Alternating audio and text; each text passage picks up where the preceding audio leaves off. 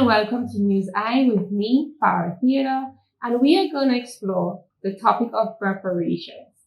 Reparations is an issue that has been floating around for a time, quite a while now actually, and is largely misunderstood.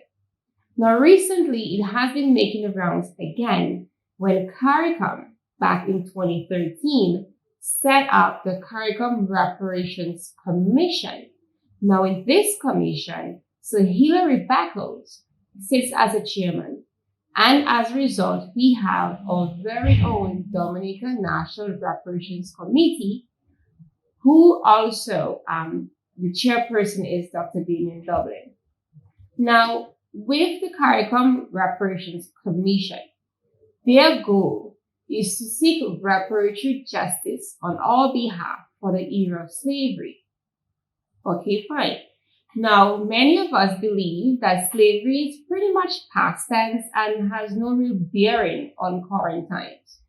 So the Caricom Reparations Commission, we can call it CRC, drafted a 10-point plan, which they say can also serve as a guide to sustainable development in our region. Now, that is pretty key for us right now because sustainable development is pretty much the main aim right now in our era of climate change, and as we are susceptible to different global changes as a small island state. Now, Sir Hilary Beckles, back in 2014, he gave a very passionate address to the House of Commons in Great Britain. And he did stress how difficult it was for us in the region to clean up the mess that the British left behind after slavery. And he also took the opportunity to highlight the progress we have made in the region as well. However, interestingly, in his address, he made the link between a certain family, which would be the Cumberbatch family, and his very own in the island of Barbados during the days of slavery. And interestingly enough, we can take a listen to what he had to say about the Cumberbatch family and one of their world famous members, Mr. Benedict Cumberbatch. Take also the very aristocratic and very distinguished Cumberbatch family. This family has now produced the brilliant young actor Benedict Cumberbatch, who I would love to meet one day. Benedict's grandfather owned the estate on which my beloved great-grandmother worked all of her adult life. They enslaved my family on their Cleland plantation in the parish of St. Andrew in Barbados. My great-grandmother, who helped to raise me, and who was also called Mammy, also carried the name Adriana Cumberbatch. Many of us can recall perhaps exactly where we were or what we were doing the moment we saw the awful video of George Floyd being murdered on camera. And it's triggered a global reaction with the mass protests, the Black Lives Matter movement, and the issue of reparations raised head again. But also, it was an opportunity for institutions like the Bank of England to really take stock of themselves and their own past interaction with transatlantic slave trade. And in an article in The Sun, in the Times newspaper in the UK, they addressed what they discovered, that there was a moment when they actually owned slaves back in the 1770s. Now, I know what you're thinking. They didn't actually own slaves in the center of a plantation. It only happened where two plantations in Grenada were in default of a debt. So that is how the bank acquired them. However, what really turned the tide, at least for me, in my research of reparations, is that African people, the enslaved peoples of the Caribbean, and the Americas and other parts of the world by extension, were considered property. I think that's a main distinction that is a really sore point for many of us. Because yes, they were indentured laborers.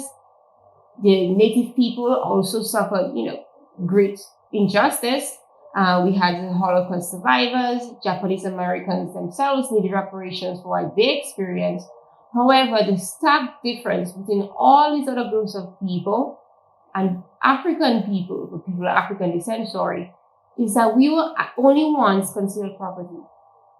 And as such, in 1833, when the Emancipation Act was being discussed to be passed, the Parliament in Britain, they came to an understanding, an agreement that the enslaved peoples of the Caribbean were indeed property, and as a result were not entitled to compensation.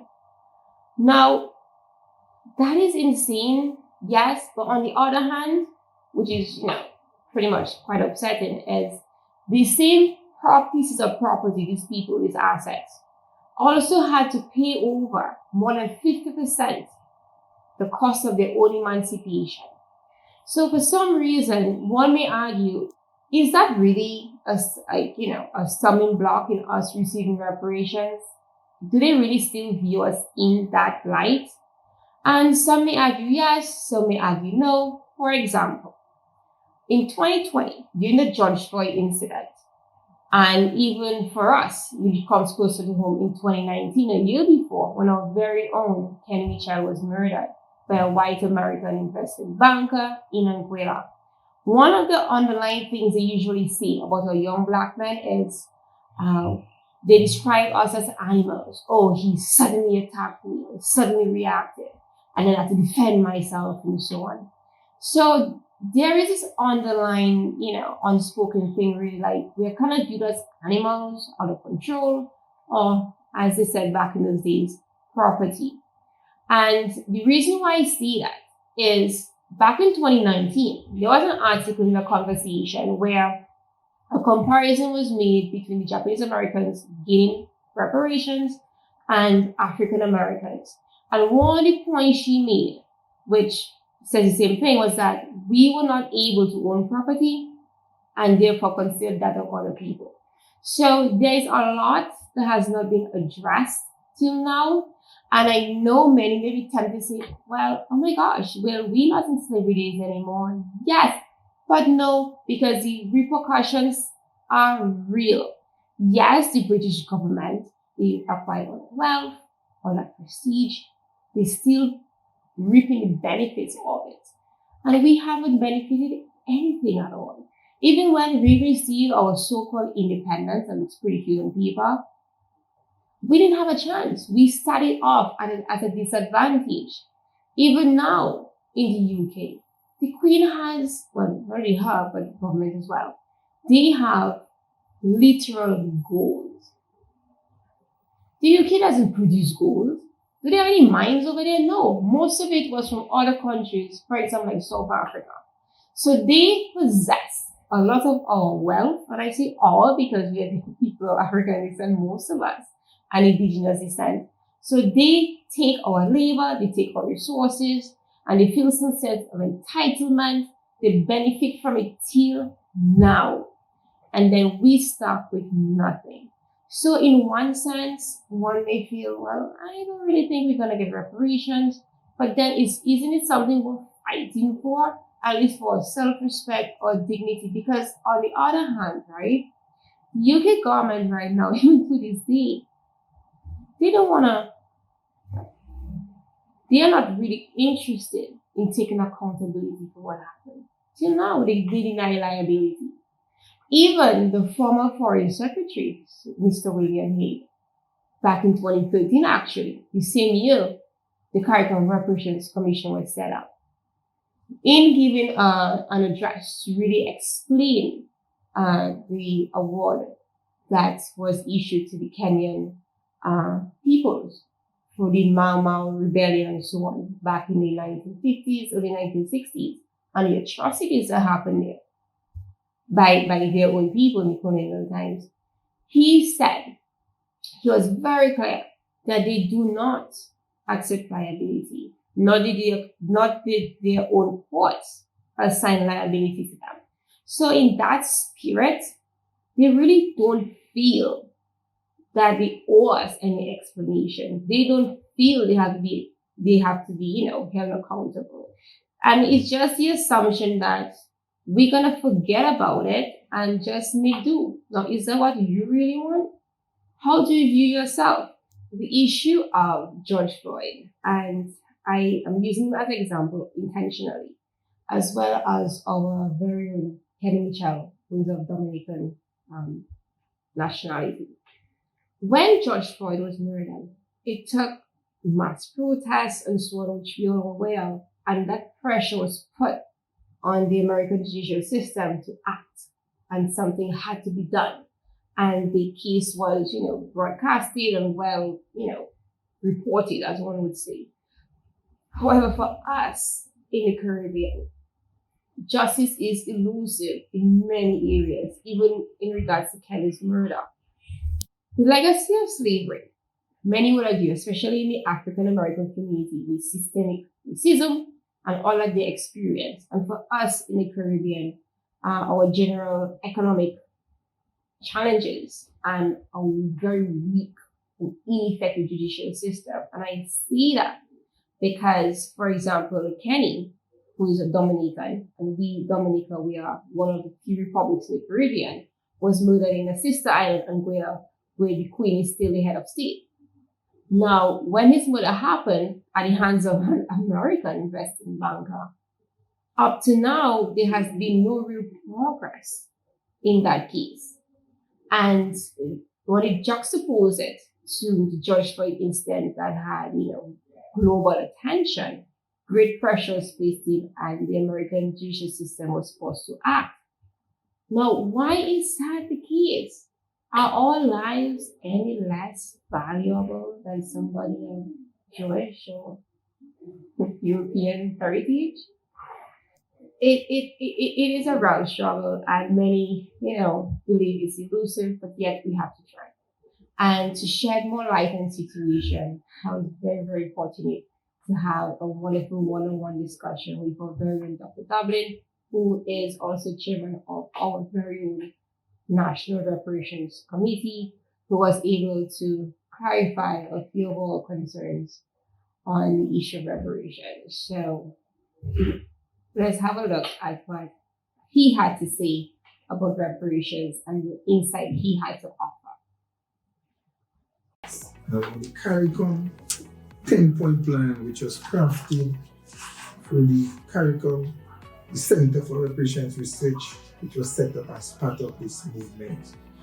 The first item is a full formal apology. That's what we're asking for. So the expression of regret of the British government doesn't tie in with us, because you can express regret, but you're not accepting liability.